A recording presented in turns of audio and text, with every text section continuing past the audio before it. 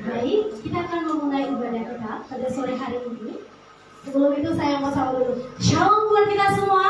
Shalom. Kurang semangat. Shalom. Beri dulu kemuliaan bagi nama Tuhan. Kita percaya hari ini kita memulai ibadah kita itu semua karena kebaikan Tuhan, karena pertolongan Tuhan. Amin. Amin. Kita persiapkan hati kita. Kita mau masuk dalam pujian penyembahan.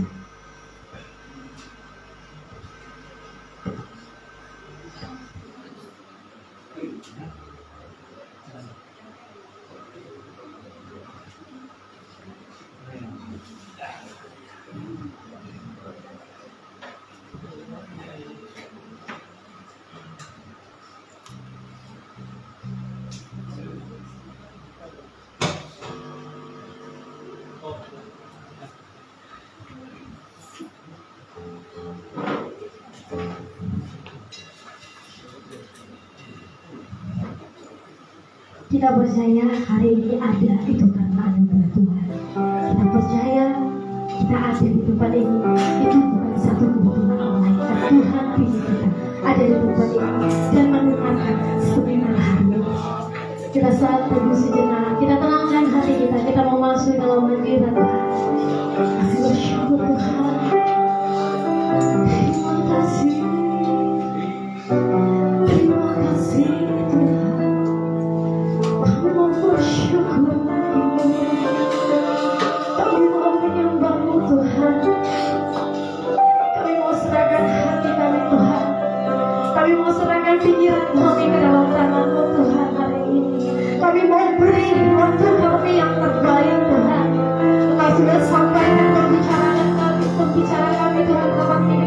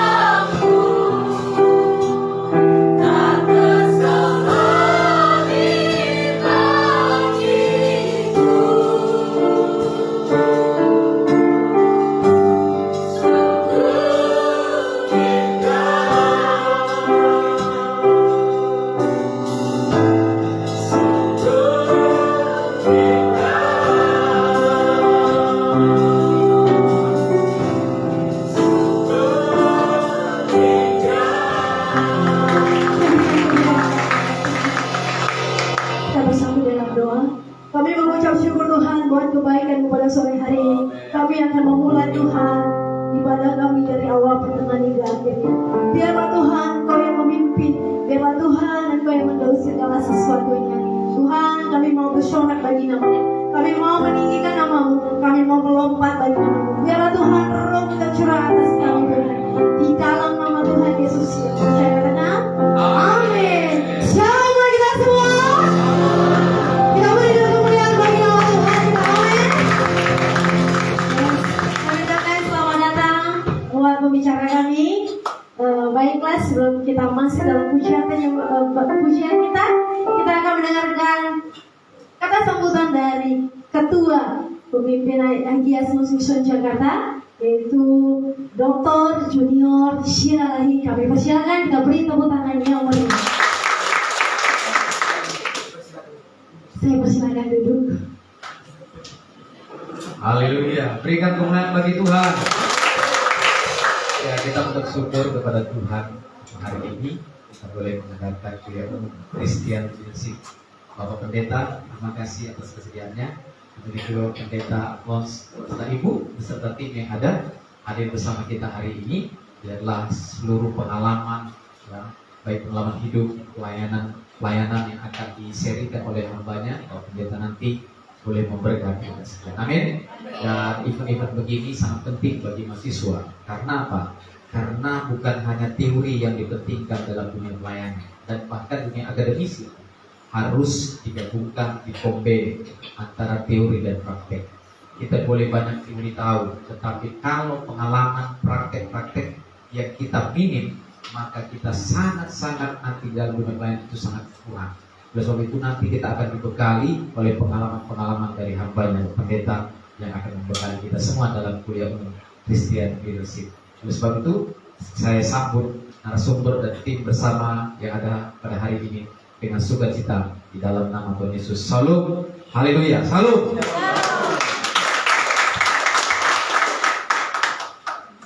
Baiklah, kami mengucapkan selamat datang buat pembicara kami Bapak PDT Dr. Edwin Susanto beserta tim.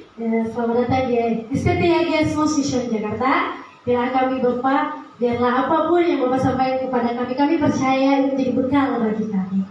Siap untuk memuji Tuhan, amin. Kita bangkit berdiri, kita katakan, mari kita semua umat pilihan. Kita percaya kita di tempat ini dipilih oleh Tuhan, amin.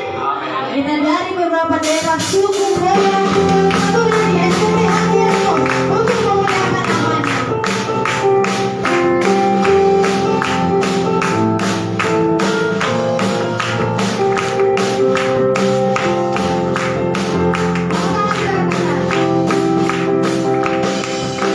Mari kita semua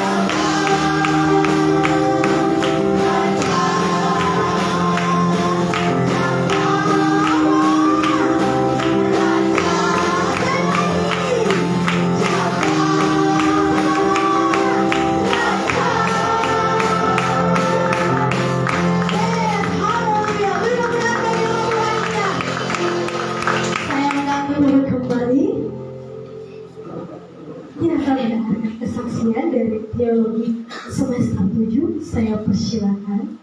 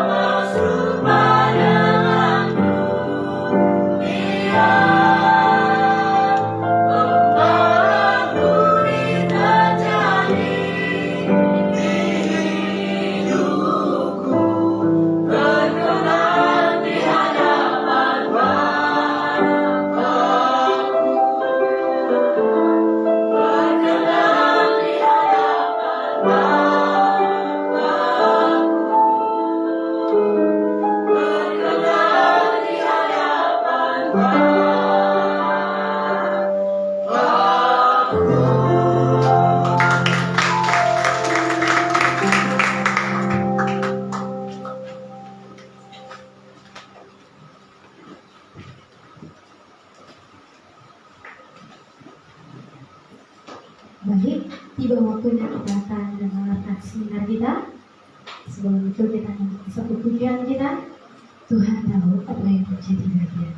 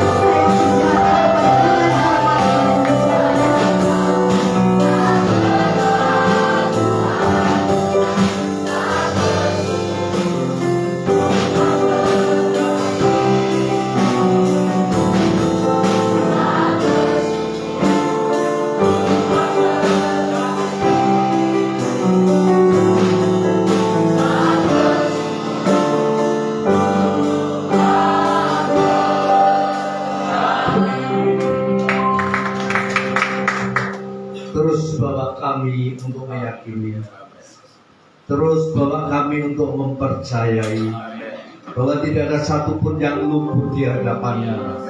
Siapapun kami, apapun keadaan kami, semua Engkau lukis di telapak tangan-Mu. Engkau pelihara kehidupan setiap kami. Engkau jagai kehidupan setiap kami. Kami percaya kami seperti biji mata-Mu sendiri. Karena itu pada sore hari ini kami menghadapkan hati dan pikiran kami. Kami menaikkan ucapan syukur kami kepada Tuhan. Karena Engkau begitu baik dalam kehidupan setiap kami. Mungkin ada hal-hal yang tidak kami pahami, tapi perkataan firman-Mu ya dan amin, bahwa semua indah pada waktunya. Beri terus kekuatan kepada setiap kami. Terima kasih Tuhan. Sebentar kami akan belajar kebenaran firman. Roh Kudus, tolong kepada setiap kami. Biar Engkau berbicara kepada setiap masing-masing kami sesuai dengan kehendak dan tujuan-Mu dalam kehidupan kami. Tolong kami Roh Kudus, bicaralah kepada kami, urapi kami semua. Terima kasih Tuhan. Dalam nama Yesus kami sudah berdoa dan mengucap syukur. Sama-sama katakan amin. Shalom. Shalom. Puji Tuhan, senang sekali saya boleh ada di tengah-tengah saudara. Saya harap saya bisa menjadi berkat buat kita semua. Amin. Pada waktu pujian dinaikkan, pada waktu semua menyanyikan pujian, saudara tahu apa yang ada dalam pikiran saya? Pada saat itu saya teringat kepada 17 tahun yang lalu, di mana di masa-masa itu saya juga kuliah seperti saudara semua. Cuman bedanya saya murid yang paling tua. Usia saya 47. Ada orang Jakarta usia 45, 43, kira-kira 4 orang. Lainnya muda-muda semua seperti saudara semua. Ya, muda-muda yang penuh dengan semangat. Ya, yang berniat dengan sungguh-sungguh melayani Tuhan. Saya lihat ketika menaikkan pujian di sini, saya ingat pada waktu itu. Semua semangat, semua haleluya, begitu ya. Ya, semangat dalam pelayanan, bukan yang belum dalam arti yang sesungguhnya. Nanti setelah saudara terjun di masyarakat, saudara masuk dalam pelayanan yang sesungguhnya. Di situ semua persoalan dan masalah tidak berjalan semulus yang saudara bayangkan. Butuh sebuah pengenalan yang sungguh-sungguh dengan Tuhan. Itu dasar yang kokoh untuk saudara bisa terus melayani dengan Tuhan. Amin. Dari semua murid pada waktu itu 80 murid, hampir separuh lebih sudah meninggalkan Tuhan. Saya berdoa ini tidak terjadi di tempat ini. Syaratnya cuma satu, terus mengenal dan dekat dengan Tuhan. Tanpa pengenalan dengan Tuhan, saudara akan terseret kepada dunia. Pengenalan dengan Tuhan akan mengikat saudara dengan kuat untuk berjalan bersama Dia mencapai tujuannya dalam hidup saudara. Karena itu tema pada sore hari ini yaitu panggilan pelayanan. Ya, tolong saya bisa dibantu. Panggilan pelayanan. Kita semua pasti menyadari bahwa kita ini dipanggil untuk melayani. Amin. Amin. Tidak cuma pendeta, tidak cuma hamba Tuhan, tapi setiap kita dipanggil untuk melayani. Itu kehendak Tuhan untuk supaya kita ini berbuah. Namun sebelum saya masuk kepada panggilan pelayanan ini, yaitu untuk menghasilkan buah, ada satu step yang saudara dan saya harus lewati untuk bisa mencapai kepada sebuah panggilan yang kudus, untuk mencapai kepada panggilan sesuai dengan tujuan Tuhan dalam kehidupan kita. Yaitu saya ingin membuka di dalam Injil Lukas pasal yang kedua ayat ke-52. Saya akan mengawali hal ini karena ini merupakan sebuah fondasi untuk setiap kita bisa melompat masuk kepada panggilan untuk berbuat. Injil Lukas pasal yang kedua ayat yang ke-52. Saya tolong salah satu bisa membacakan untuk saya. Lukas pasalnya yang kedua ayat Tolong berdiri. Jangan terburu-buru. Suaranya keras, ya. 2, 3. Lukas pasalnya yang kedua ayat yang ke-52. Demikian firman Tuhan. Dan Yesus makin bertambah besar dan bertambah hikmatnya dan besarnya dan makin dikasihi oleh Allah dan manusia. Amin. Tujuan ayat ini diakhiri adalah dikasih oleh Allah dan manusia. Ya, ternyata ini goal kita untuk supaya dikasih oleh Allah dan manusia. Namun untuk saudara dan saya bisa dikasih oleh Allah dan manusia, kita harus mengalami sebuah pertumbuhan. Dikatakan di situ bahwa Yesus semakin bertambah besar. Secara fisik, Yesus bertumbuh semakin bertambah besar. Ini tidak perlu diributkan, ini tidak perlu diurusi. Asal saudara mengerjakan setiap hari, makan 3 kali, tidur cukup, Anda menjadi besar. Percaya? Ya. Cuma makan tidur, gak usah dipikir. Tentu saudara menjadi besar, bertumbuh menjadi besar. Secara fisik memang bertumbuh menjadi besar dan itu gak usah diributkan. Tapi yang kedua ini yang harus diurusi. Yang kedua ini yang harus diperhatikan, yaitu bertambah hikmatnya dan besarnya. Ini yang harus diurusi. Ini yang ada hubungannya dengan yang di dalam ini dan yang ada dalam pikiran. Bertambah hikmatnya artinya itu dalam bahasa Gerikanya adalah Sophia. Artinya memiliki pengetahuan, memiliki kepintaran, memiliki hikmat, intelektualnya bertambah.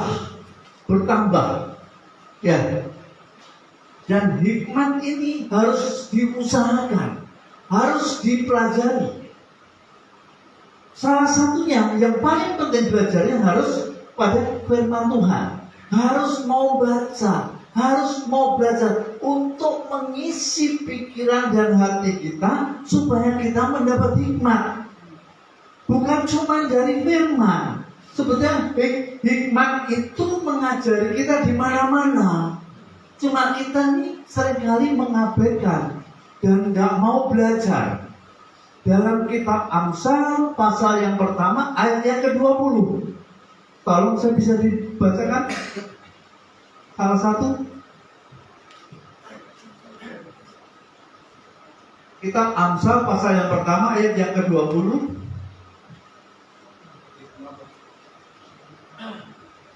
Yang sudah dapat tolong dibacakan ya. Amsal pertama ayat 20. Yang keras.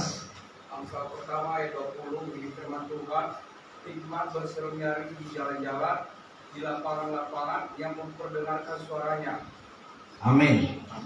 Hikmat ada di jalan-jalan.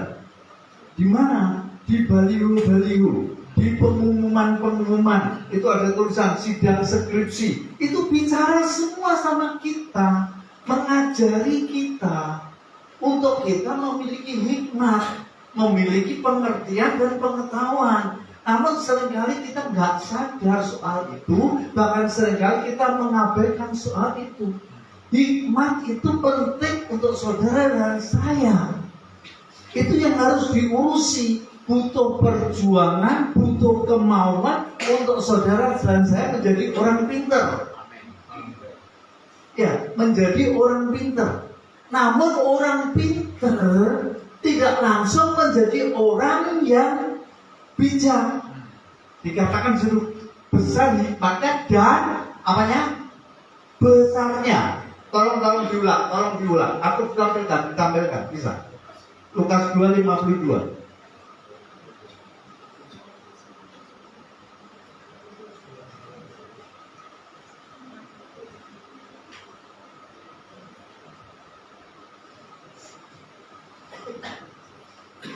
Injil Lukas pasal 2 ayat 52. Pasal 2 ayat 52 yang tadi sudah dibaca.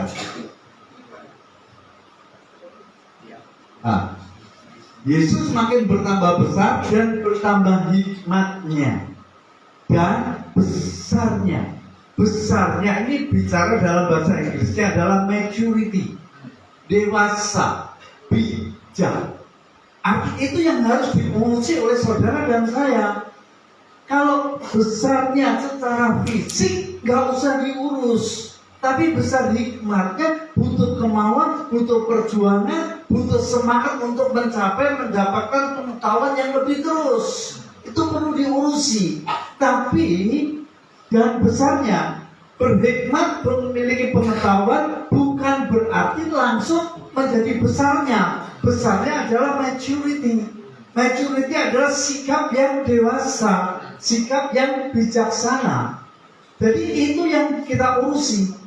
Pertama kita urusi hikmat, pengetahuan, dan kepandaian, tapi tidak otomatis kita menjadi bijak atau menjadi dewasa. Tidak, karena kalau kita lihat banyak orang pintar, intelektualnya luar biasa, kadang-kadang kelakuannya bodoh. Iya kan? Pak, pintar khotbah, tapi khotbahnya jangan gitu-gitu aja. Kamu tahu apa? Anak kecil, anak masih muda. Aku sudah dewasa. Aku sudah puluhan tahun khotbah. Orang walaupun khotbah tiap hari, tapi kalau diberitahu tetap ngeyel. Ngeyel tahu nggak ngeyel? Ngotot, bantah. Itu namanya orang bebal. Walaupun dia udah pintar, tapi tidak otomatis dia bersikap dewasa. Ini yang harus kita urusi. Ternyata kalau kita urusi hikmatnya saja, tanpa kita urusi untuk menjadi bijak, itu kita nggak bisa langsung menjadi bijak. Bukti semua orang yang kelihatannya pandai, pintar, secara knowledge, secara pengetahuan dia pintar, tapi kelakuannya ada yang seperti anak-anak. Kelakuannya adalah tidak bijaksana. Nah, kalau hikmat di sini, kalau itu kata besarnya maturity. Hikmat diurusi, pengetahuan dipenuhi, ditambahi, menjadi besarnya. Besarnya adalah maturity.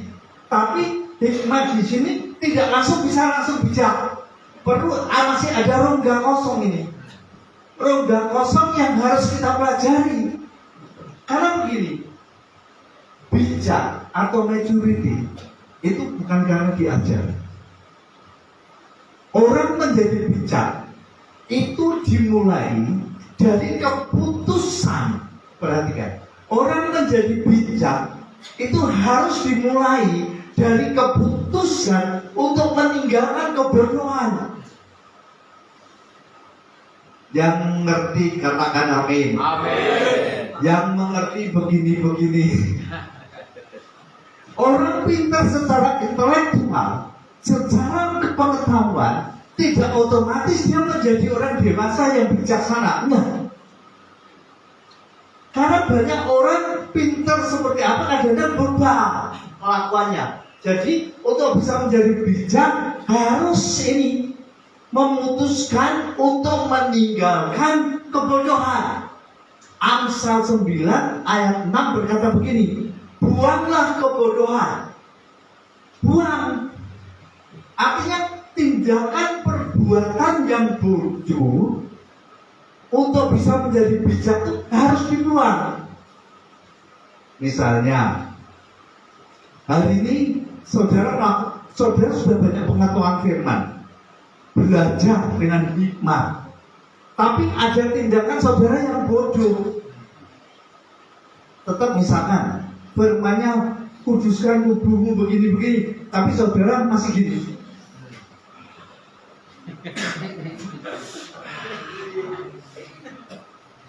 Di sini tidak ada. Di luar sana banyak. Lo ini mantan perokok. Jadi saya bisa tahu.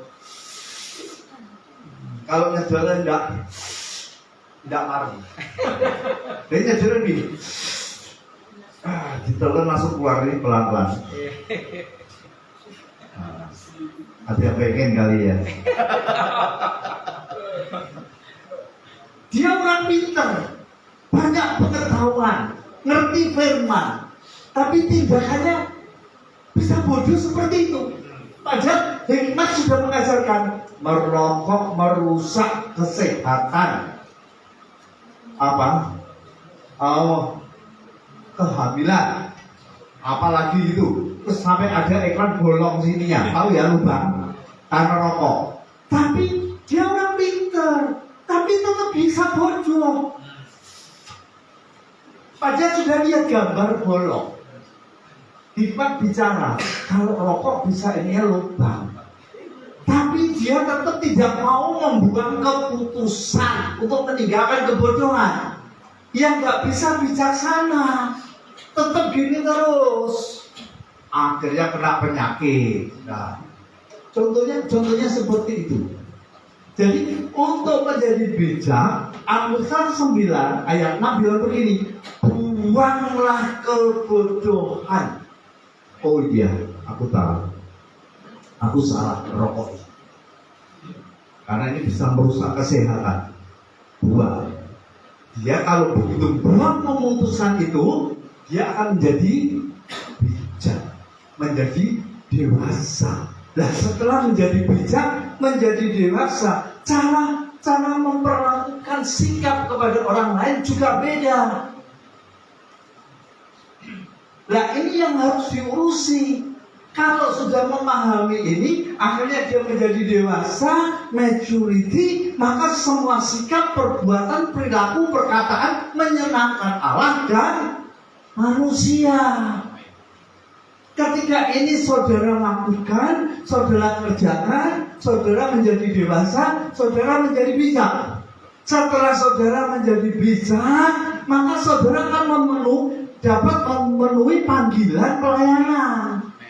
Kalau belum dewasa, saudara tidak akan bisa masuk yang tadi, panggilan pelayanan.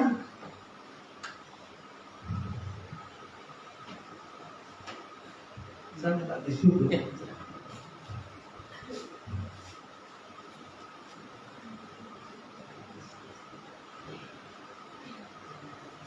Ya, lanjut.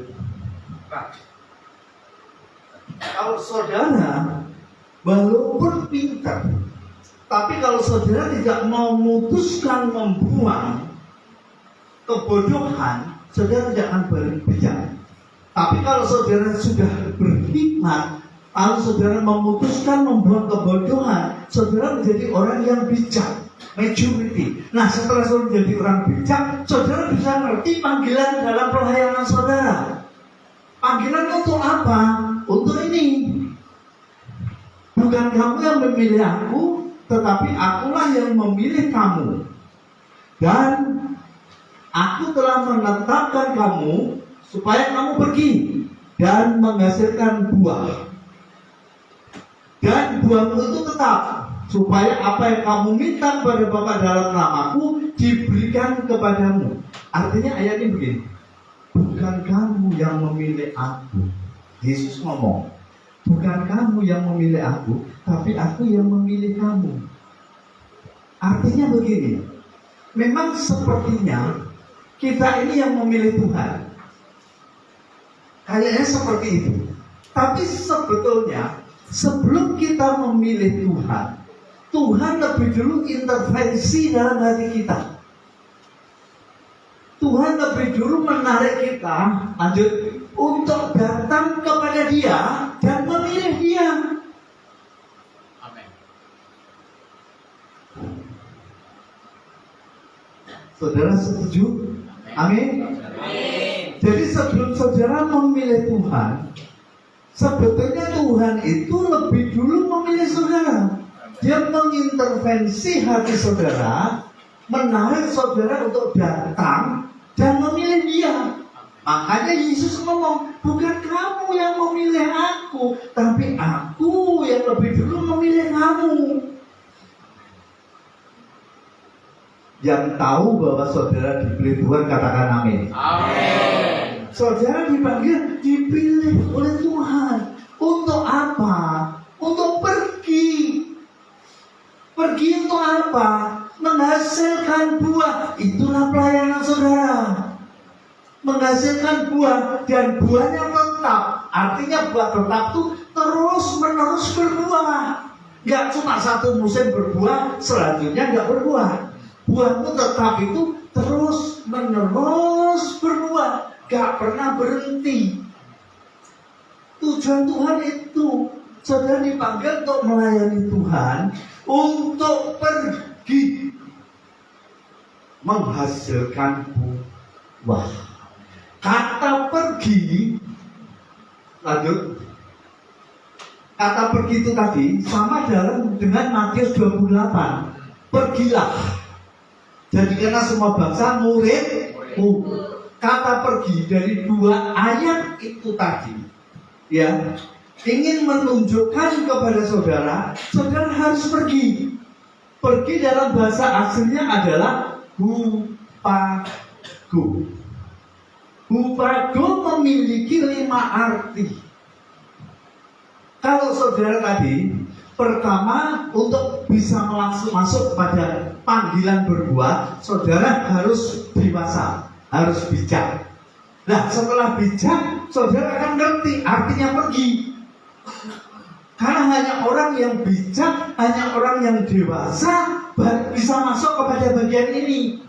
Kalau nggak dewasa, nggak mau pergi, tidak menghasilkan buah. Jadi harus lebih dulu saudara buang kebodohan, saudara menjadi dewasa, baru masuk kepada panggilan untuk pergi menghasilkan buah. Nah, kata pergi ini saya artikan 5 arti.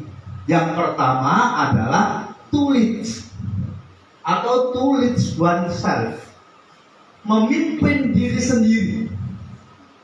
Ada sebuah kesadaran melorot. Tahu ya melorot? Ini yang orang dari Jawa berapa orang? Dari luar pulau semua? Oh, luar biasa. Memimpin diri sendiri. Memimpin diri sendiri begini. Sebuah kesadaran yang muncul dari dalam dirinya.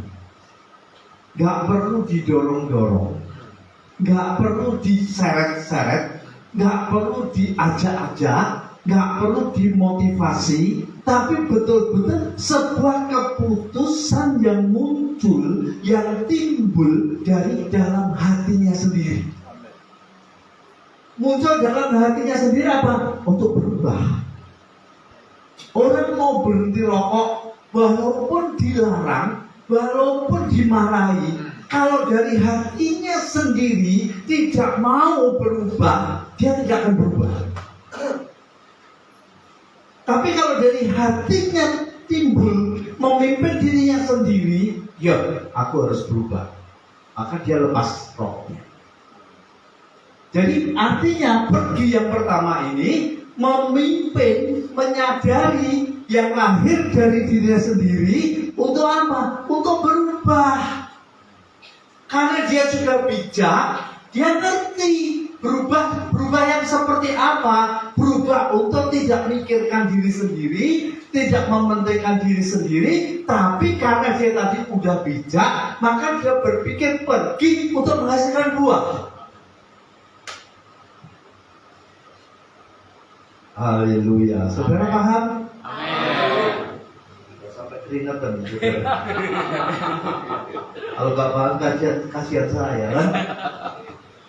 Bahkan Yesus pun dengan kesadaran meletakkan kehendaknya sendiri. Dia mengambil kehendak Bapa.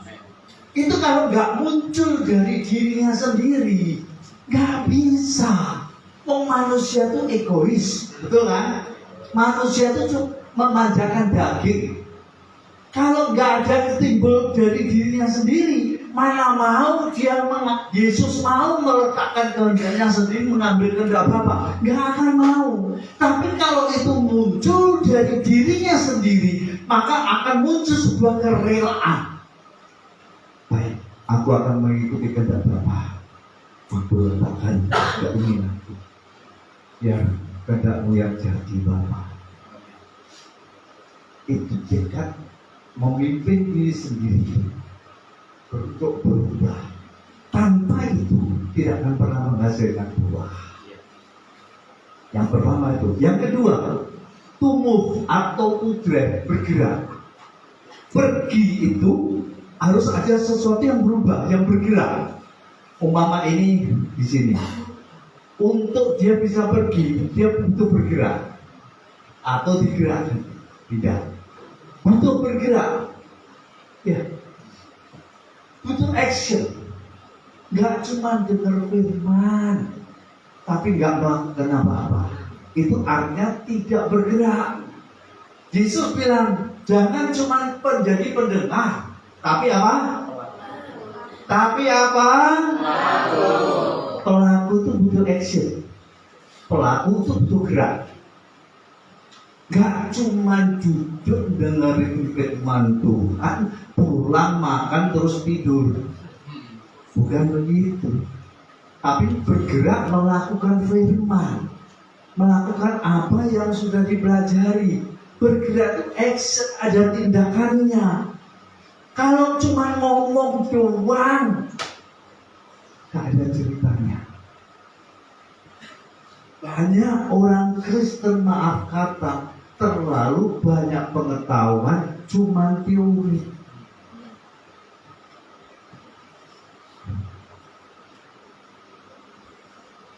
Saya terinspirasi. Saya punya teman muslim. Kalau dia semobil dengan saya, tiba-tiba berhenti. Dia turun ngambil uang 100.000, diberikan untuk orang yang bawa rosok. Tahu rosok, tahu nggak? Yang bawa sampah, dia berhenti, dia kasih. Terus jalan lagi, dia lihat tukang becak sih, yang sudah tua, dia minta berhenti, dia kasih. Terus jalan lagi, tiba-tiba dia berhenti, ada orang yang jual balon itu, naik sepeda, dia berhenti, dia beli balonnya, dia kasih. Teman saya muslim.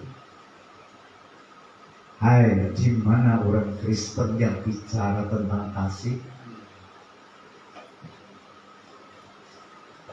Saya sangat terinspirasi dengan teman saya. Dia sehari 5 waktu tidak pernah bolong. Tengah pergi dengan saya, berhenti.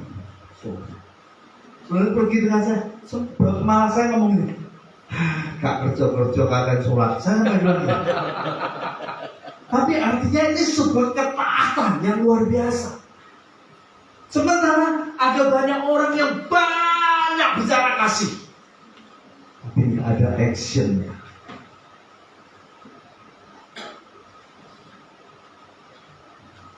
Pergi itu bergerak. Yang ketiga, to depart, meninggalkan. Jadi saudara untuk bisa pergi menghasilkan buah, harus ada yang saudara tinggalkan. Apa yang saudara tinggalkan? Cara hidupmu yang lama. Kalau saudara masih hidup dengan cara yang lama, suka bohong, suka kelai, suka menang sendiri, egois, saudara tidak akan pernah bisa pergi. Dan kalau saudara tidak bisa pergi, saudara tidak bisa menghasilkan buah. Jangan pikir buah, pergi saja tidak mau. Meninggalkan kehidupan yang lama saja tidak mau. Meninggalkan cara berpikir yang lama saja tidak mau. Bagaimana bisa menghasilkan buah? Haleluya.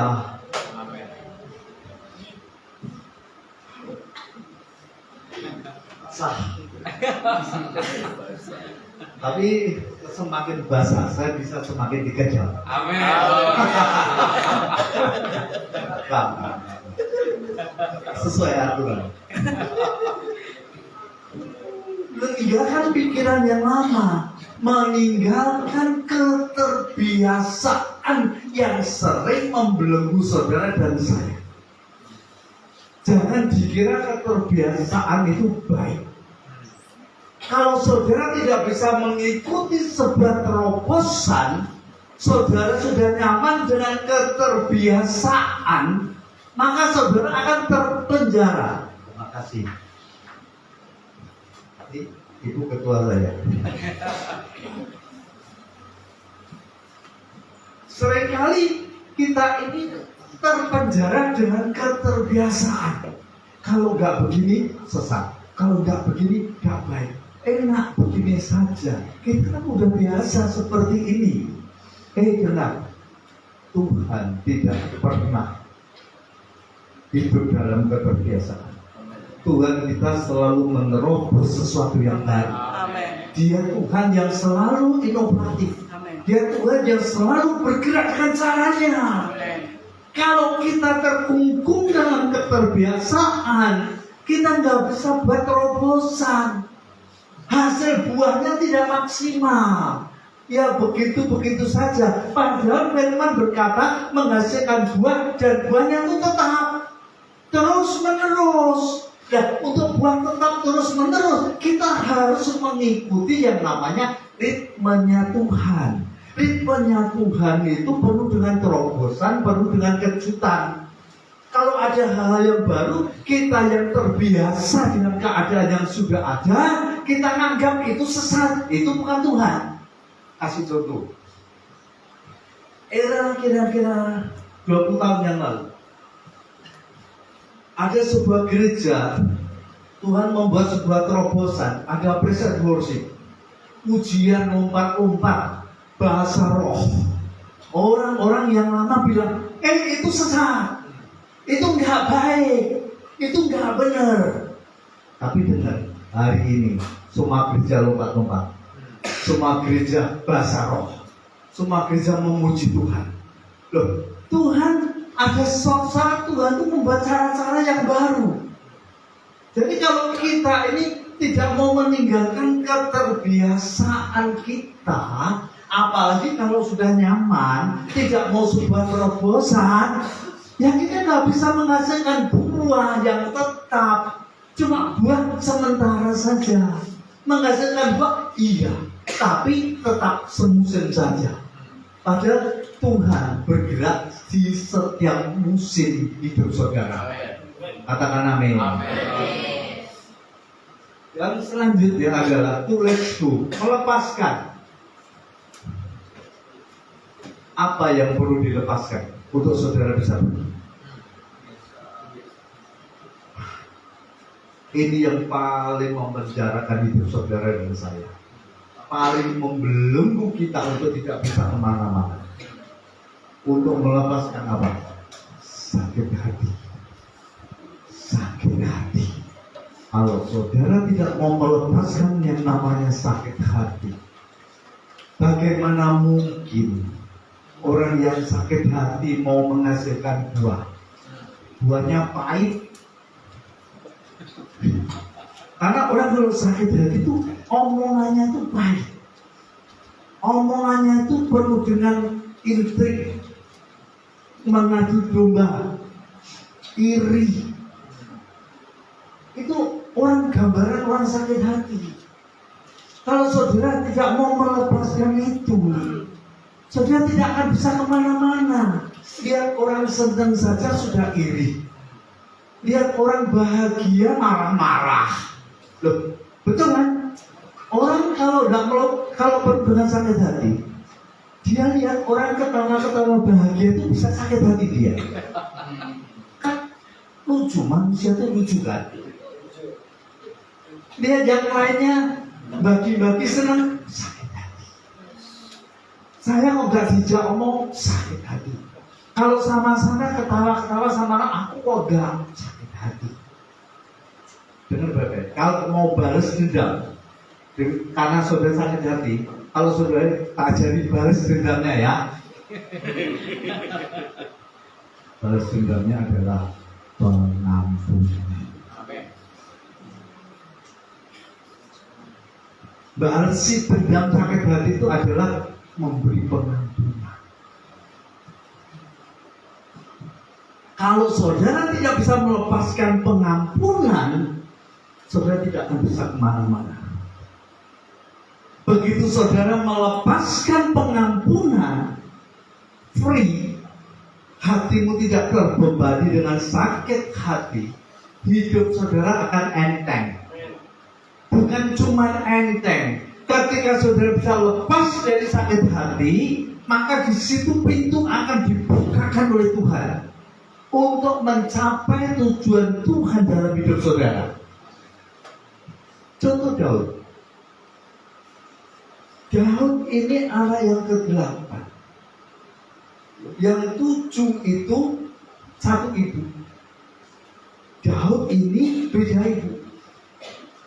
Dia anaknya Isai dari ibunya, dari istrinya yang bernama Misefet. Menurut tradisi Talmud Yahudi, berarti Daud ini anak dari ibu yang berbeda dari kakaknya yang 7 orang. Karena dia berbeda, maka seringkali dia diabaikan, seringkali dia dibully, seringkali dia diolok-olok. Daud ini punya alasan untuk sakit hati. Kadang-kadang saudara dan saya itu nggak punya alasan untuk sakit hati, tapi tetap sakit hati. Kan lucu sebetulnya. Tapi kalau Daud ini punya alasan dia untuk sakit hati, karena dia anak tiri, beda dengan yang 7 orang, seringkali diabaikan. Bahkan Isai pun mengabaikan dia. Ketika Samuel datang untuk mengangkat salah satu anak dari Isai menjadi raja, yang dihadirkan Isai adalah 7 minus Daud. Artinya apa? Daud diabaikan. Itu indikasi Daud diperlakukan beda. Dia tidak dianggap. Yang 7 ini yang disodorkan ke Nabi Samuel. Jadi Daud ini sejak awal diperlakukan beda. Dia punya alasan untuk sakit hati. Tapi lihat, ketika dia mengalami bully dan sakit hati, dia ada di padang gurun dengan 3 ekor kambing domba. Dia di sana belajar menghadapkan sakit hatinya kepada Tuhan. Dia memperhatikan alam semesta. Dia memperhatikan kebesaran Tuhan yang sangat dahsyat. Akhirnya di situ muncullah ayat berkata, ayah ibuku meninggalkan aku, tapi Allahku tidak pernah meninggalkan aku. Artinya hati Daud pulih. Dia fokusnya bukan pada manusia. Dia fokusnya bukan pada orang yang menyakiti hati, tapi dia fokusnya kepada kebesaran Tuhan yang tidak pernah meninggalkan dia. Akhirnya dia bisa memberikan pengampunan. Buktinya apa? Buktinya ketika Isai menyuruh Daud mengirim makanan ke medan perang untuk kakak-kakaknya, Daud tidak menolak. Itu indikasi Daud hatinya mengampuni. Maka dengan senang hati dia membawa makanan untuk mengirim kakaknya di medan perang. Dengan baik-baik. Ketika dia memberikan pengampunan, maka kakinya melangkah menuju kepada pintu yang terbuka yang Tuhan sediakan, yaitu di medan perang, untuk ketemu dengan Goliat, untuk menang dengan Goliat. Maka disitulah pintu terbuka untuk dia dipromosikan. Ketika dia berlepas, ketika dia free, maka di saat itu Tuhan akan membukakan pintu dalam tujuan Tuhan untuk hidup saudara.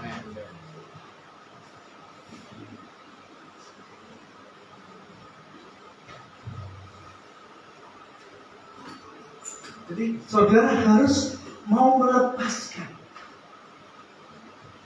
yang namanya sakit hati.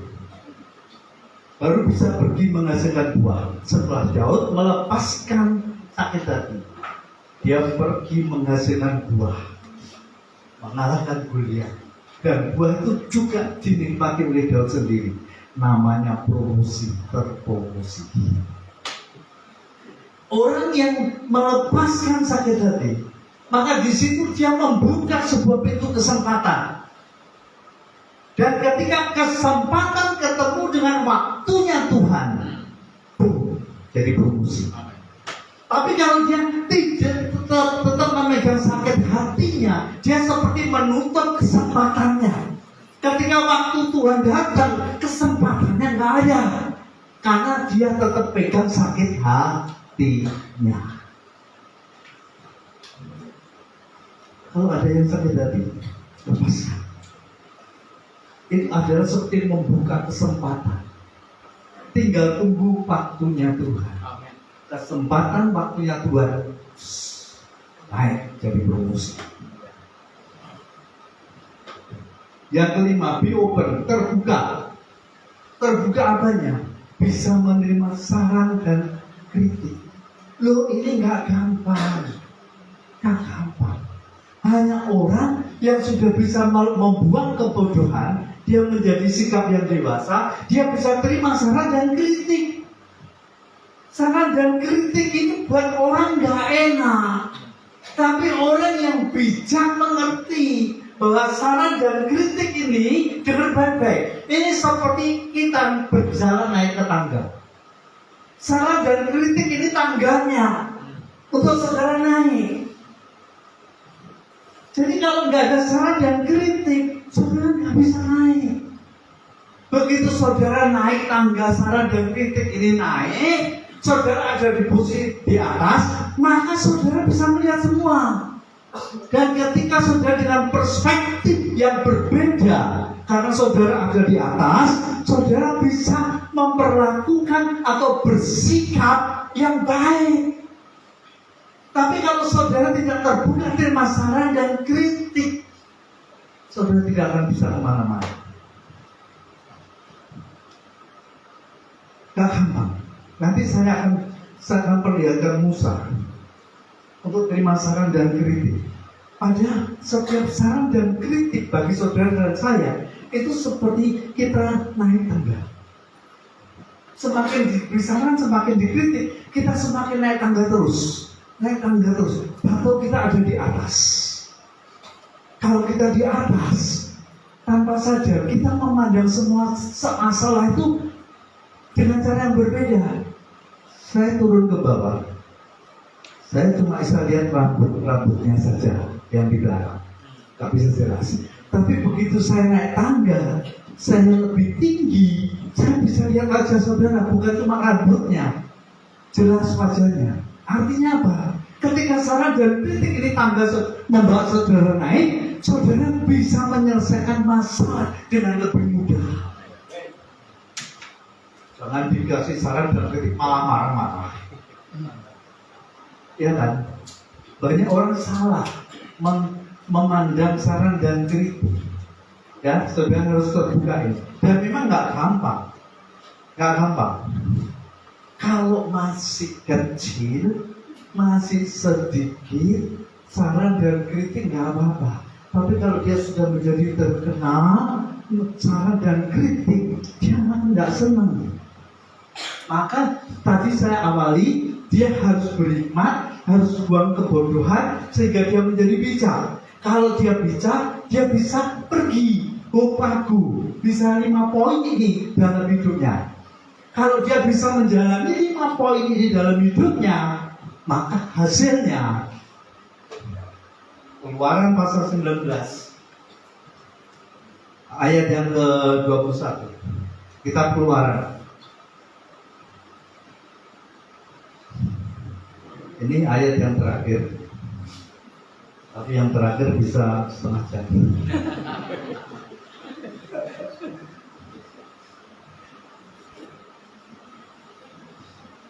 Sebelum sampai di situ, saya mau cerita hidup Musa.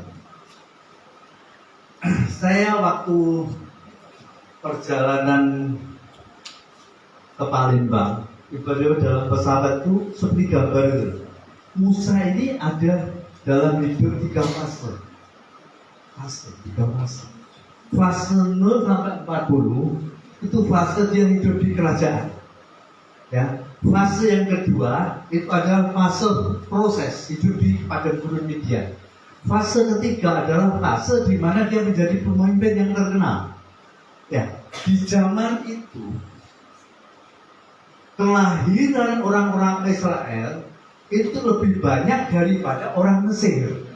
Sehingga Raja Firaun khawatir kalau ini dibiarkan, maka rakyat Israel akan jauh lebih banyak.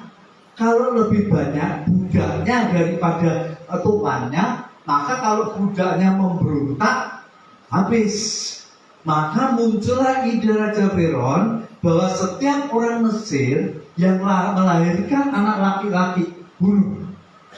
Nah, di saat kondisi dan waktu seperti itu lahirlah Musa. Musa lahir, tapi karena kasih karunia Tuhan dan rekayasa rencana Tuhan, maka Musa nggak dibunuh, tapi ditaruh dalam sebuah keranjang, lalu dialirkan ke Sungai Nil. Yang kebetulan, yang tidak kebetulan, aliran Sungai Nil itu masuk ke kerajaan. Ketemulah dengan putri Firaun, diambillah keranjang itu, dilihat kok ada seorang bayi yang elok, lalu diambillah Musa sebagai anak. Itu masa kehidupan Musa di kerajaan Firaun, hidup sebagai pangeran Mesir. Hidup nyaman, hidup nikmat, hidup yang orang bilang kemuliaan. Artinya semua serba mudah, semua serba baik. Dia diajari ilmu perang, diajari strategi perang, ya semua ilmu Mesir diajari. Di usia 40 tahun, Musa sadar bahwa dia bukan orang Mesir, dia orang Israel. Muncul jiwa untuk membela orang Israel.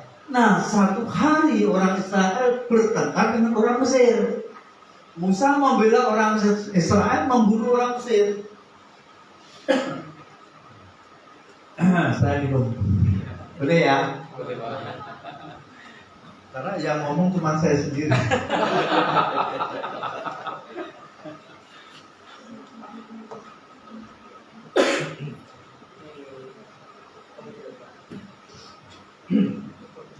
Ketahuanlah Musa ketakutan, larilah ke padang gurun Midian. Itulah masuk ke fase kedua. Dia tinggalkan fase pertama, masuk ke fase kedua. Di fase kedua, dia hidup dalam kesendirian. Ketemulah dengan Sipora. Mertuanya namanya Yitro. Lalu dia melahirkan anak, namanya adalah Gersom dan Eliezer. 40 tahun di padang gurun Midian. Setiap hari pekerjaannya angon kambing, mengembalakan kambing domba. Setiap hari selama 40 tahun hidup di tempat mertua, gak punya hak, gak punya suara. Tiap hari diperintah dan dinasihati, diajari oleh mertuanya. Tidak ada keberanian untuk berontak karena dia ikut dengan mertua. 40 tahun Musa diajari untuk mengabaikan keinginannya sendiri. Musa dididik, Musa dilatih untuk meninggalkan ambisi dan kemauan dan keinginannya dia sendiri. Hidupnya di bawah perintah Yitro dan istrinya. Dia berusaha merupakan dirinya sendiri. 40 tahun. Satu hari dia melihat semak belukar, keluar nyala api. Musa heran, Musa datang. Di situ Allah bicara akan mengutus Musa kembali ke Mesir, membebaskan bangsa Israel dari perbudakan Mesir. Singkat cerita, Musa kembali ke Mesir dengan kuasa Allah yang dahsyat.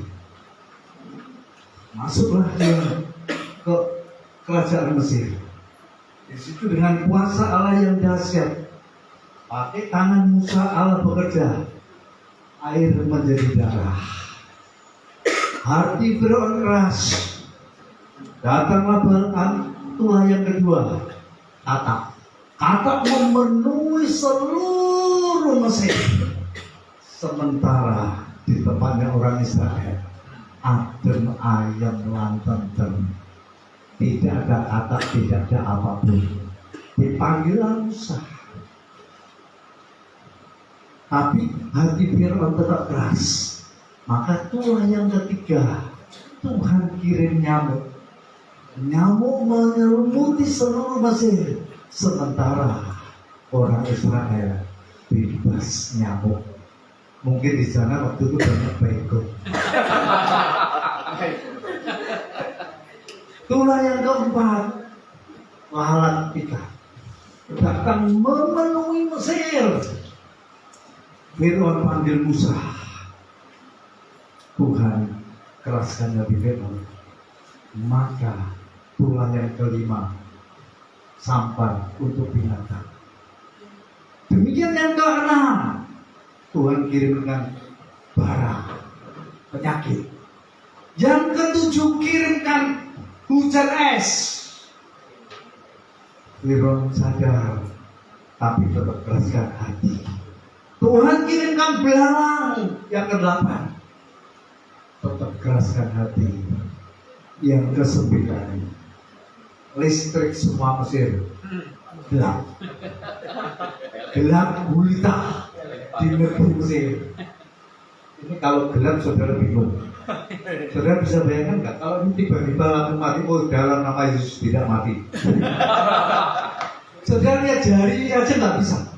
Lari nabrak sana cari pintu. Gelap, semua Mesir gelap.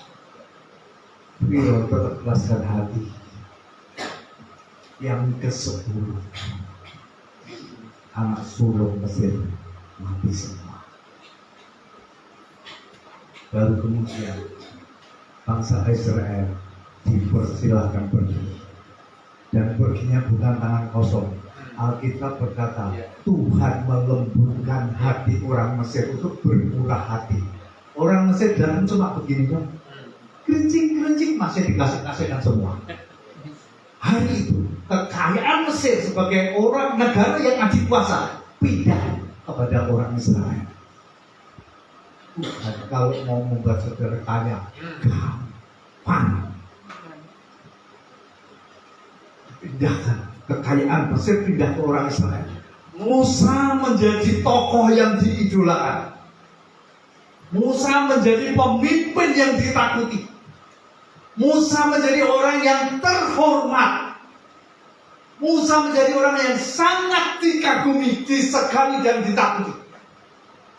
Dengan kuasa Allah yang dahsyat lewat Musa, Musa angkat tongkat, laut merah terbelah. Bangsa Israel menyeberang. Ketika Fir'aun mengejar, Musa angkat tangan, laut mengubur orang-orang Mesir.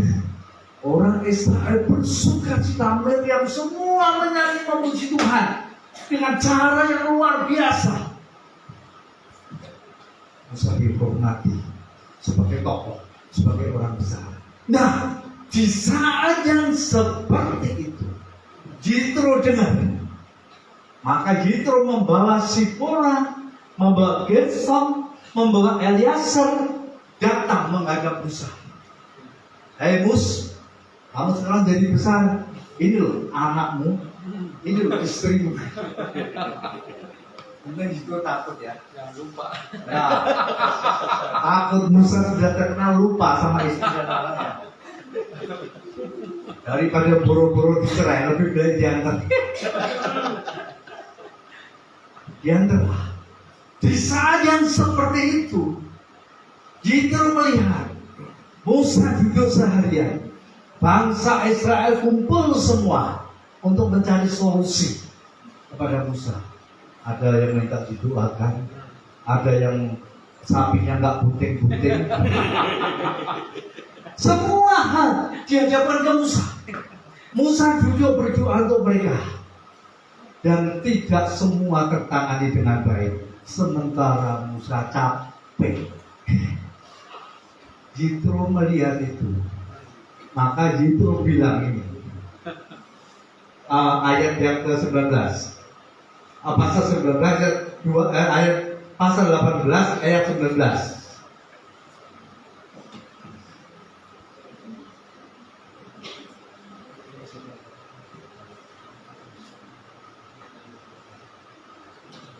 ini.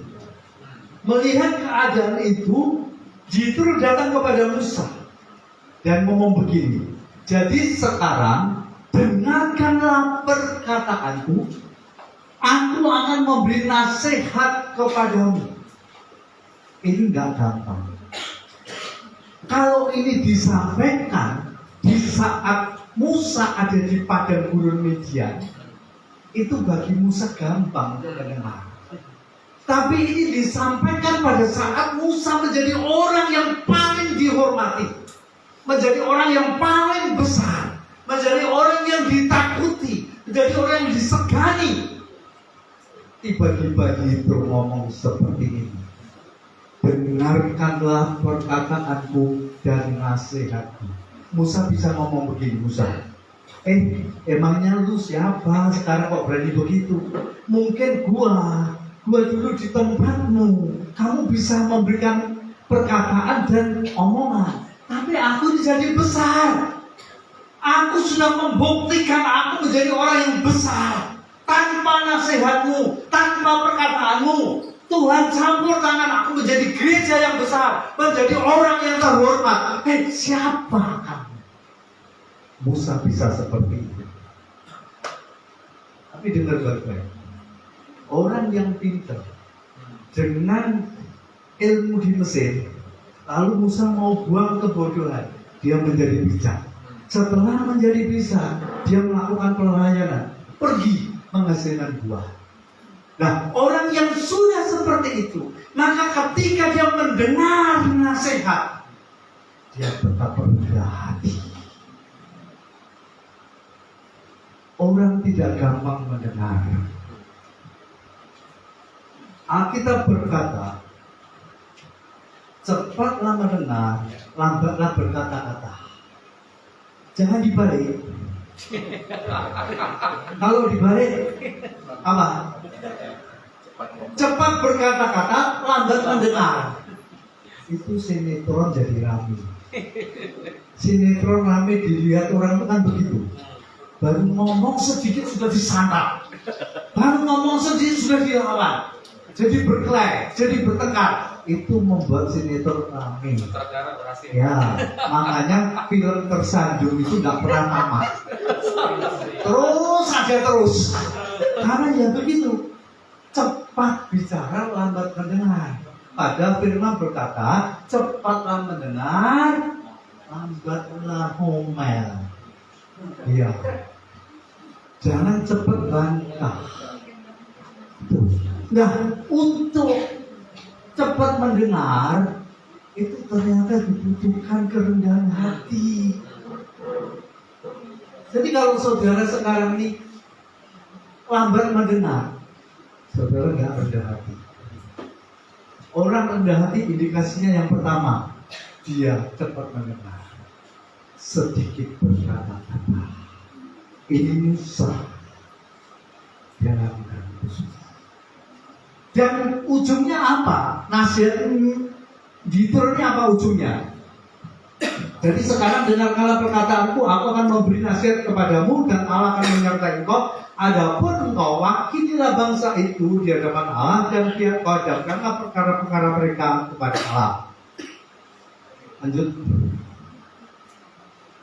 Kemudian haruslah engkau mengajarkan kepada mereka ketetapan-ketetapan dan keputusan-keputusan dan memberitahukan kepada mereka jalan yang harus dijalani dan pekerjaan yang harus dilakukan. Musa menasihati, dengarlah perkataanmu, dengarlah nasihatku, wakililah bangsa ini. Hadapan perkara-perkara kepada Tuhan. Jadi orang yang seperti Musa, orang yang bijak, yang bisa menjadi seorang pemimpin, dia itu menjadi wakilnya Tuhan, menghadapkan perkara-perkaranya kepada Tuhan. Itu artinya orang mau bertanggung jawab, mau mendengar orang yang diberikan yang ada di bawahnya. Kalau cuma yang di bawahnya aja, tapi nggak pernah menghadapkan perkara mereka kepada Allah, banyak orang dunia yang seperti itu. Tapi orang yang bertanggung jawab dalam pimpinan rohani, dia harus diam bersama. Yesus bilang, diam bersama dengan mereka. Artinya, mengerti masalah, mengerti persoalan, mengerti keluhan, mengerti apa yang terjadi, lalu menghadapkannya kepada Allah. Ini yang bertanggung jawab. Musa dinasihati untuk bertanggung jawab. Kurang apa tanggung jawab Musa? Tapi ketika dia diajari oleh Yitro, dia nggak bantah. Dia mendengarkan. Lalu dikatakan untuk mengajarkan kepada mereka firman Tuhan, ketetapan dan keputusan-keputusan, yaitu firman kepada orang yang diberi tanggung jawab. Lanjut. Di samping itu kau carilah orang seluruh bangsa itu, orang-orang yang cakap, punya kompetensi, orang yang takut akan Allah, orang-orang yang dapat dipercaya, dan yang benci kepada pengajaran suap. Pengajaran suap itu bukan cuma duit. Korah berontak, Kain cemburu, iri hati, Bileam cinta uang. 3 hal ini berkaitan, bergandengan. Itu ditulis di kitab Yudas. Berarti ini penting 3 hal ini. Berontak, berontak, iri hati, cinta uang. Pengajaran itu salah satu pengajaran suap. Misalkan seorang tidak berani mengatakan kepada pemimpinnya, walaupun pemimpinnya salah, itu juga pengajaran suap. Gak berani ngomong kebenaran. Ya, tempatkan mereka di antara itu menjadi pemimpin 1.150, 10 bicara pendelegasian. Gitu ngomong, kamu gak bisa sendiri, tapi delegasikan. Ada pemimpin 1.000, 150 dan 10.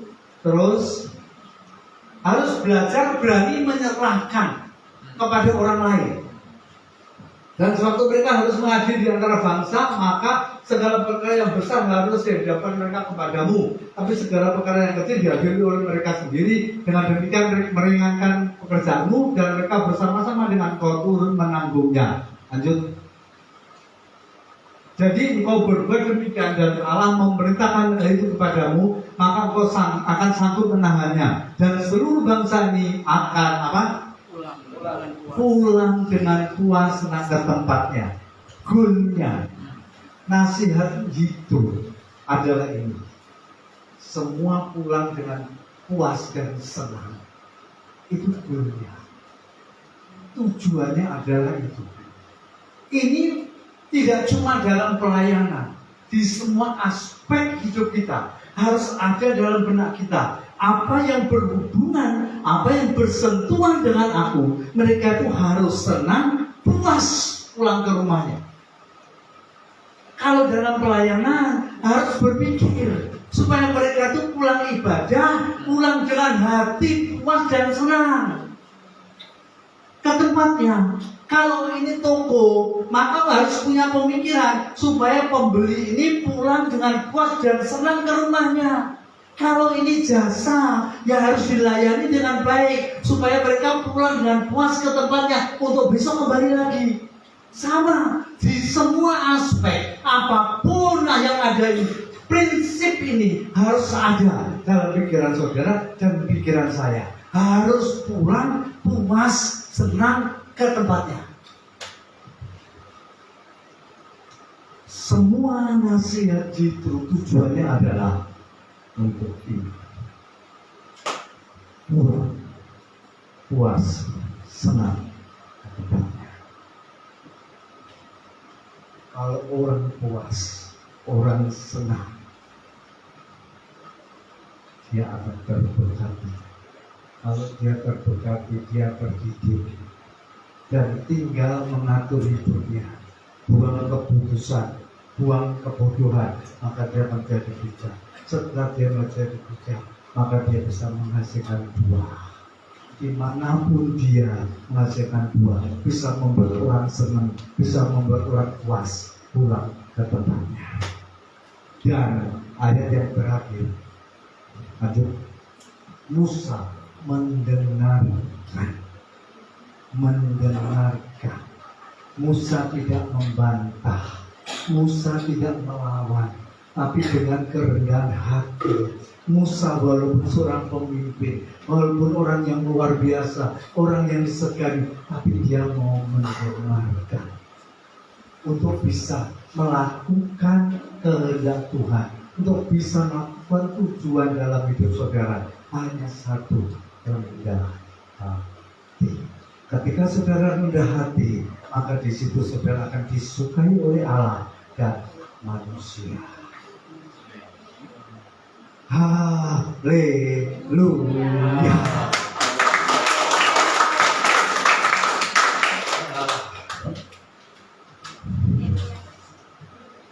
Saya tidak tahu doa dan harapan saya, saudara bisa menangkap ini seperti ini, sesuai dengan Roh Kudus yang ditaruh di hati saudara. Saya percaya setiap firman ditebarkan, Roh Kudus bergerak. Roh Kudus mengambil satu dua kata dengan tujuan untuk hidup saudara, dan itu akan berbicara kuat dalam hidup saudara, akan membangkitkan roh saudara.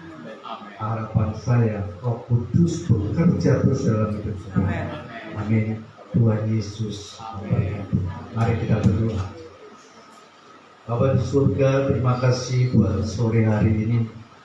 Engkau sudah sampaikan pesan-Mu kepada setiap kami.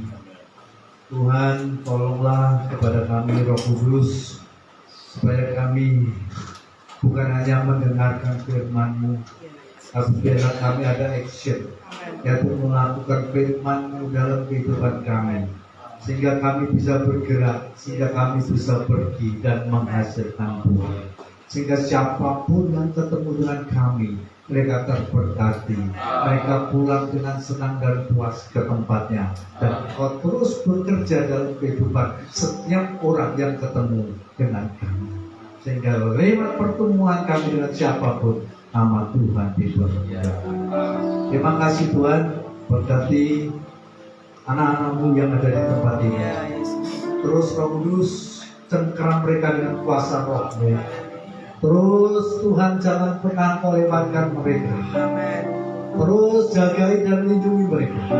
Hamba berdoa, ada tangan Tuhan yang kuat mengawal hidup mereka, sehingga hidup mereka tidak tercecer, sehingga hidup mereka tidak terbuang, tapi hidup mereka menghasilkan buah, dan buah mereka tetap, sehingga nama Tuhan dipermuliakan.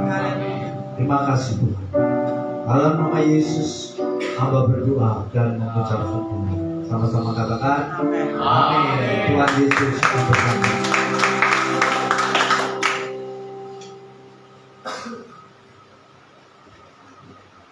Kita bertutup tangan dulu yang beliau kita diberkati oleh firman-Nya. Amin. Sangat diberkati. Biarlah apa yang disampaikan pada hari ini seminar menjadi bekal kita, biarlah kita bisa mengampuni, rendah hati, mengasihi orang-orang yang kita benci. Kita harus belajar banyak lagi. Baik, ada pengumuman.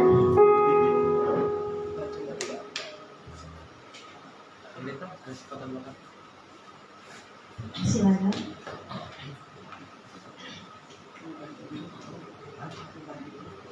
Ya, puji Tuhan. Saya sesi ketiga Pak ya. Ya, puji Tuhan.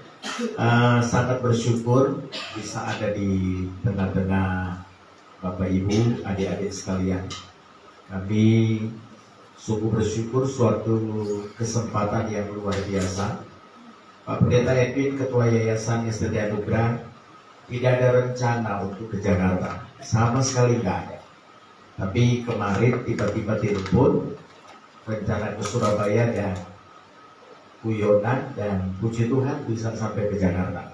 Saya yakin ada maksud Tuhan bahwa berkat surga untuk kita semua. Amin. Tepuk tangan buat Tuhan Yesus. Haleluya. Ya, puji Tuhan. Kalau saya ingin berbagi sedikit bagaimana pengalaman hidup bersama dengan Tuhan. Ya, saya di asrama hampir 6 tahun. Kenapa 6 tahun? Saya di Gorontalo kurang lebih 3 tahun, dan kemudian saya di Surabaya kurang lebih 3 tahun. Jadi saya di asrama kurang lebih 6 tahun. Ya puji Tuhan, kita sama-sama orang kampung. Tapi bagaimana Tuhan memilih kita? Seperti khotbah tadi, bukan kita yang memilih Tuhan, tapi Tuhan yang memilih kita. Bukan kita yang panggil Tuhan, tapi Tuhan yang memanggil kita. Dan itu yang saya alami. Saya sungguh bersyukur Tuhan memilih, Tuhan memanggil saya. Saya tidak pernah terpikirkan untuk menjadi hamba Tuhan seperti sekarang. Saya tidak pernah terpikir untuk menjadi seorang pendeta. Saya tidak pernah terpikir untuk mendirikan sekolah Alkitab atau STT Anugerah. Saya tidak pernah terpikirkan untuk mendirikan sinode, sama sekali tidak. Tetapi bagaimana cara Tuhan membawa kami seperti sekarang ini. Saya sangat bersyukur atas panggilan Tuhan. Seperti yang saya bilang tadi, saya sempat putus pengharapan seperti itu. Karena saya ini cuma lulus kelas, bukan lulus, saya cuma kelas 2 SMP. Cuma kelas 2. Tapi oleh anugerah Tuhan saya bisa mengikuti persamaan paket B. Saya ikut persamaan paket C. Dan puji Tuhan saya bisa menyelesaikan 2 program studi untuk S1. Saya bisa menyelesaikan 3 program studi untuk S2. Dan puji Tuhan bisa menyelesaikan 3 program studi untuk S3. Itu semua karena kemurahan Tuhan. Ya. Kenapa bisa demikian? Yang tentunya kita perlu seperti khotbah tadi, jaga hati. Jangan pernah kita meninggikan diri, tetap rendah hati. Dan yang namanya kerendahan hati ini perlu belajar dan harus mau. Saya belajar dididik di asrama, saya belajar dididik di pastori, tempat di mana saya praktek. Pernah nggak saya gagal bola balik? Ya, tapi kegagalan itu bukan membuat kita mundur. Kegagalan itu bukan membuat kita tidak mau maju. Kegagalan itu tidak membuat kita untuk pasrah kepada keadaan. Tetapi justru kegagalan itu introspeksi diri kenapa gagal, dan perbaiki diri, dan ayo maju lagi di dalam Tuhan. Dan itu yang saya alami. Dan puji Tuhan saudara, ketika saya lulus sekolah Alkitab, saya itu sempat berpikir begini, Tuhan, saya ini sudah lulus sekolah Alkitab, habis ini mau ngapain? Nah, karena saya merasa sudah lulus sekolah Alkitab, dan orang kampung teman-teman berpikir Alvan ini hamba Tuhan. Dan orang kampung kalau sudah bilang hamba Tuhan itu harus jadi pimpinan jemaat, harus jadi gembala, kan begitu. Itu udah orang kampung pasti beranggapan demikianlah. Dan saya punya prinsip, teman-teman, adik-adik, saya punya prinsip waktu saya mulai melayani Tuhan atau sekolah Alkitab. Saya bilang, berjanji pada diri sendiri. Saya bilang begini, saya tidak akan pernah pulang kampung sebelum saya jadi. Dan kalaupun saya pulang kampung, minimal saya pulang karena pelayanan. Ya, bukan berarti mengabaikan orang tua. Tetapi puji Tuhan, suatu ketika doa saya didengarkan Tuhan. Saya diundang di kampung untuk KKR. Dan saya pulang kampung. Jadi saya sangat bersyukur untuk kepercayaan demi kepercayaan yang Tuhan berikan. Saya ingin berbagi kepada adik-adik sekalian. Jangan pernah menyerah ketika Tuhan proses kita di asrama. Ketika Tuhan proses kita di bangku sekolah. Ketika Tuhan proses kita pada waktu kita praktek PKL ataupun KKN. Jangan pernah menyerah. Karena dalam proses inilah saya selalu katakan kepada mahasiswa, dosen, dan semuanya anak-anak saya. Selalu saya bilang begini, apa yang kita lakukan hari ini mau tentukan akan apa kita besok. Hari ini kita brengsek, besok kita jadi brengsek. Hari ini kita tukang tipu, besok jadi tukang tipu. Hari ini pembohong, jangan harap kita akan sukses. Tapi kalau hari ini kita baik, pastikan besok saudara pasti baik. Kalau hari ini kita punya mimpi besar, pastikan bahwa besok mimpi itu pasti terjadi. Amin. Saya selalu belajar punya mimpi. Sederhana saudara, suatu ketika saya datang di satu gereja, saya bilang begini, Tuhan, aku kepingin suatu hari khotbah di gereja ini. Dan puji Tuhan akhirnya saya khotbah di gereja ini. Kemudian suatu ketika saya lihat orang pas wisuda itu ya, waduh, saya melihat para guru besar mengenakan baju yang gagah begitu ya, pakai yang kuning-kuning itu, aduh, saya pikir, wih mantap, pingin rasanya untuk pakai itu, saudara. Dan puji Tuhan, berapa tahun kemudian itu terjadi. Harus punya mimpi, saudara. Kemudian saya lirik lagi ketika ada di apa namanya itu masih diundang loh. Ketika diundang itu saya melihat kok enak sekali ya mindahin tali gitu ya. Kapan saya mindahin tali? Dan puji Tuhan tercapai. Kenapa tercapai? Tuhan percayakan mendirikan STT Anugerah. Saya mendirikan STT Anugerah karena Tuhan. Tuhan bilang begini pada tahun 2003. Hambaku bangun sekolah Alkitab. Aku akan mendatangkan para hambaku, pimpinan gereja dan organisasi akan datang ke sekolah yang akan kudirikan. Ku di sini Tuhan. Saudara, dari visi yang Tuhan berikan ke saya pada waktu itu belum ikut persamaan. Saya bilang begini, Tuhan mungkin keliru. Saya tidak punya pengalaman dan tidak pernah punya mimpi untuk bikin sekolah. Tidak pernah. Jadi ketika itu datang, saya itu agak tertawa, tidak mungkin lah. Tetapi tahun 2004, suara itu muncul 3 kali berturut-turut. Akhirnya dari situlah saya memberanikan diri. Tetapi saudara, ketika itu saya teringat, suatu ketika di salah satu perguruan tinggi di Surabaya, saya itu datang di kampus itu hanya ingin jadi pendengar. Di sini mungkin ada program pendengar. Nah, saudara, saya ingin menjadi pendengar, duduk untuk dengarkan materi seperti tadi.